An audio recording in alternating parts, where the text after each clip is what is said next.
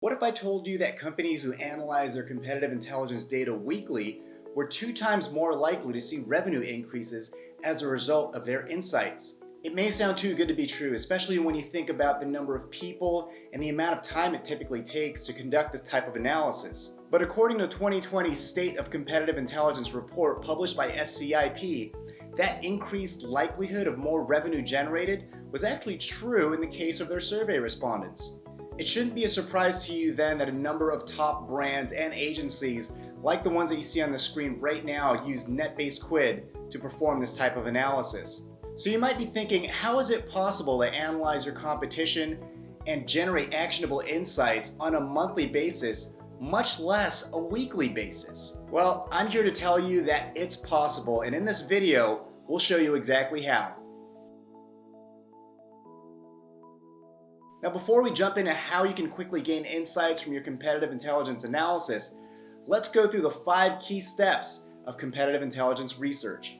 The first is gaining a bird's eye view of the larger narrative about your industry, as well as the key subtopics that are impacting your market landscape. The second is viewing this data on a timeline to see what's hot and what's not in your industry, because you'll want to keep an eye on emerging trends and not yesterday's news. The third is to see who's driving conversations from a company as well as an individual perspective. Who are the key influencers or key opinion leaders drawing the bulk of the headlines and why? The fourth step is seeing which channels are generating the most activity and any specific areas of focus. What may be an active topic on Twitter may not necessarily have the same traction on Reddit or with reporters in different publications. Finally, you want to dive into the demographic data of not just who's talking about your brands or category, but also the readership of the publications that are covering your space. Alright, so now that we have a high-level understanding of the types of insights you can pull, let's take a look at some examples of each component. In this analysis, we're taking a look at the video game console market and the news coverage prior to the launch of the PS5 and the Xbox Series X and Series S. What you're seeing on the screen is the output of Quid's AI determining what the subtopics were in news coverage of gaming consoles in the past 2 years, with each of these dots representing a unique article and each of these color-coded clusters positioned based on how central they were to the larger narrative.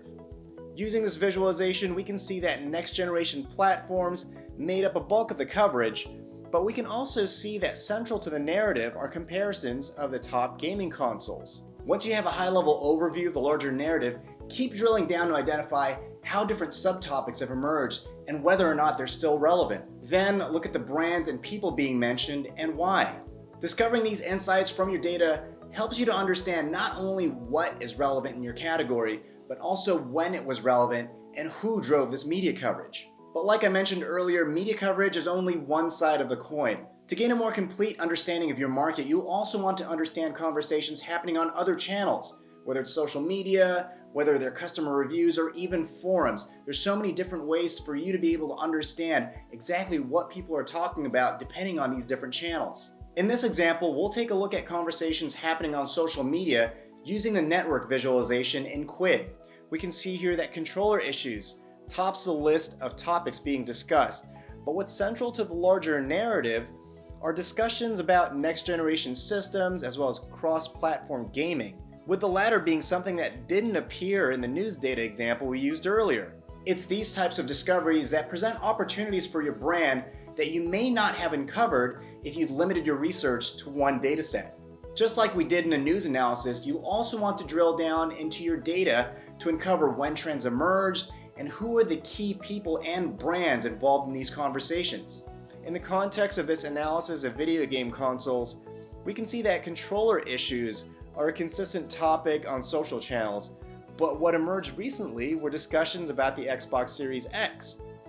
We can also see that Microsoft is leading the way in mentions, with Nintendo coming in second and Sony coming in third. Now, to complete your analysis, you'll also want to layer in demographic data to understand not just what topics present opportunities for your brand, but also who you should be targeting once you've identified this insight.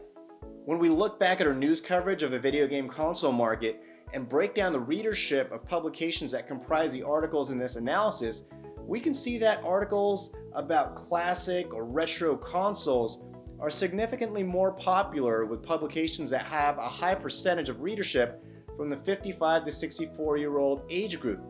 Knowing this, communications departments for retro video game hardware manufacturers or the agencies that support them can tailor their outreach to the publications that were identified in this analysis to improve their chances of their brand being mentioned. So, how do you get started? Well, the first step is signing up for your own personalized demo of net-based Quid. From there, you'll be able to see just how easy it is to get your competitive intelligence analysis up and running, which will then enable you to dive deeper into your data and to uncover that killer insight that sets you apart from the rest of your competition.